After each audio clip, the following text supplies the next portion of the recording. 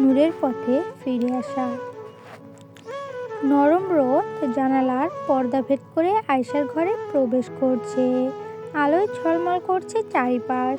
ঘড়ির কাঁটা তখন সকাল ৯টায় সুই সুই, কিন্তু আয়শা এখনো ঘুমে অচেতন। মায়ের ডাকে ঘুম ভেঙে গেল আয়শার। মা, আজ ফজরের নামাজটাও পড়লি না? আয়শা বালিশে মুখ গুজে আলস্যভাবে বলল, মা, এত সকালে উঠতে পারি না, তুমি তো জানোই। আল্লাহ নিশ্চয় আমাকে বুঝবেন। মা আর কথা বাড়ালেন না। তিনি মেয়ের যুক্তি শুনে নীরব রইলেন, শুধু মনে মনে মেয়ের জন্য রবের কাছে দোয়া চাইলেন। হে মহান রব্বুল আলামিন, তুমি তো বলেছ নিশ্চয় নামাজ অশ্লীলতা ও মন্দ কাজ থেকে বিরত রাখে। সূরা আনকাবুত। তুমি আমার মেয়েকে হেদায়েত দান করো, সে যেন ঠিক ভুলের পার্থক্য বুঝতে পারে। তাকে তুমি সঠিক পথ দেখাও। আমার মেয়ের মন এখন দুনিয়ার চাকচিক্যে এমনভাবে ডুবে গেছে যে সে আখিরাতের প্রশান্তিময় আলো দেখতে পাচ্ছে না। আমার রব, তোমার কাছে আমার একটাই প্রার্থনা, আমার মেয়েকে নূরের পথে ফিরিয়ে নিয়ে এসো। বিশ্ববিদ্যালয়ের ক্যান্টিনে আয়শা তার বন্ধুবান্ধবদের সাথে বসে আছে।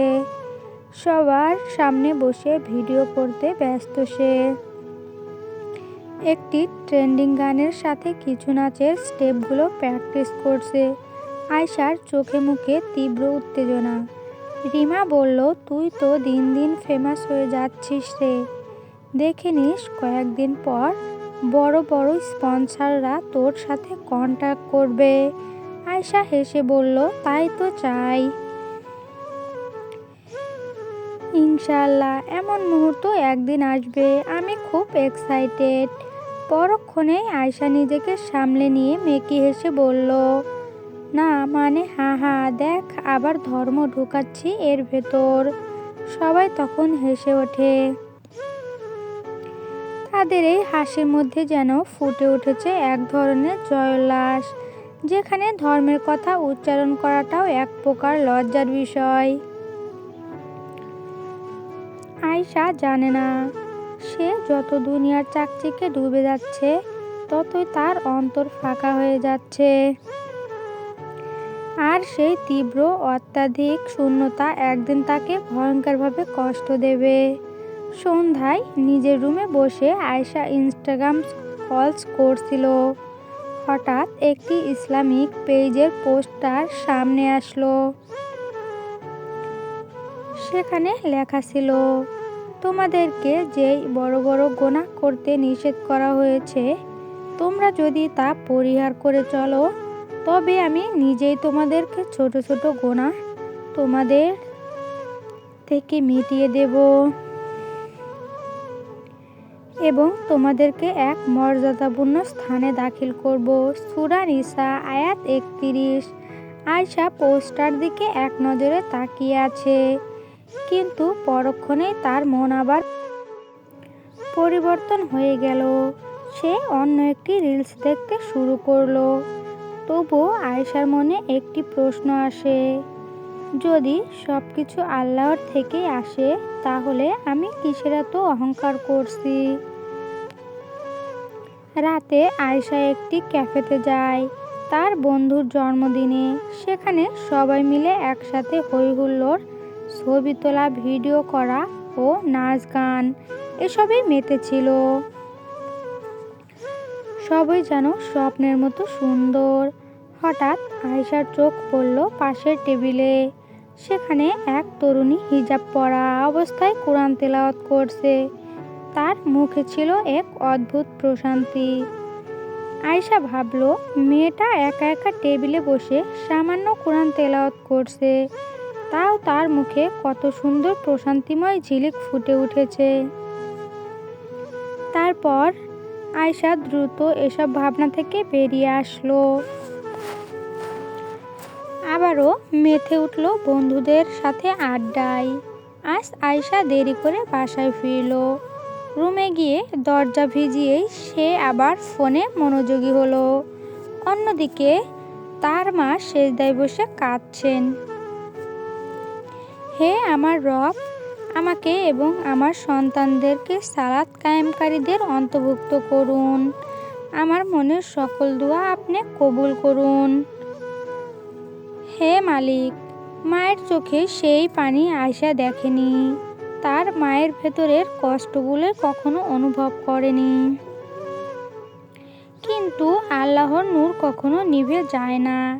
তিনি ধৈর্য ধরে অপেক্ষা করেন যতক্ষণ না তার ভালোবাসার বান্দা নিজেই ফিরে আসে সেই চিরন্তন পথের দিকে।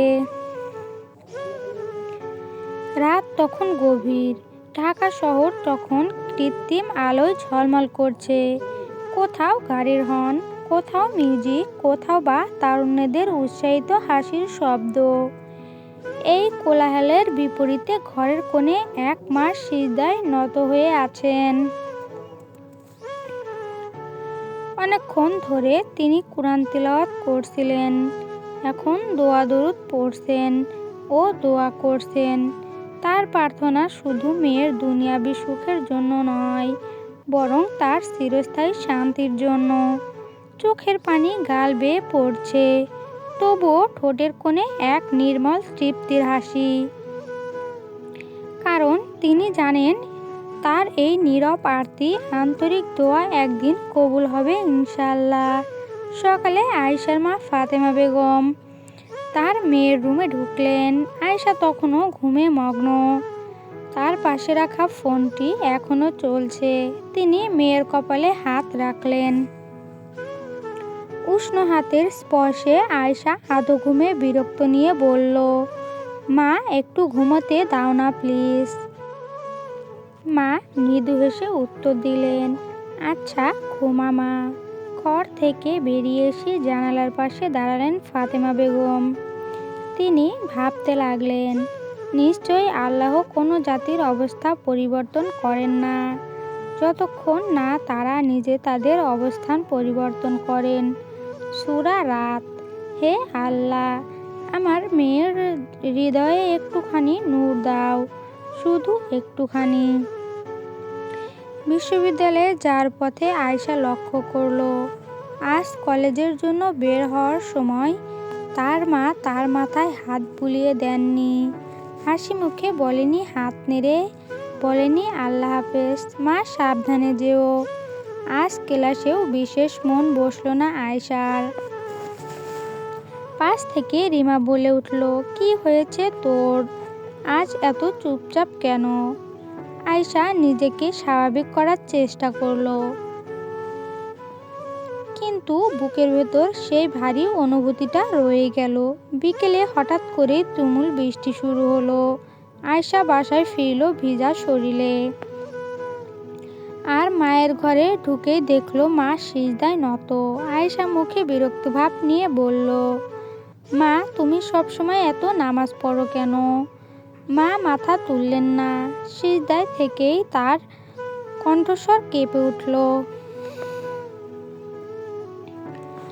আল্লাহ যেন আমার মেয়েকে সঠিক পথে ফিরিয়ে নেন। আয়েশা কিছুক্ষণ চুপচাপ থেকে মনে মনে ভাবল, তার মায়ের মনে কিসের এত কষ্ট? আমি কি সত্যি এতটাই দূরে চলে গেছি যে মা আমার জন্য সিজদায় বসে চোখের পানি ফেলে?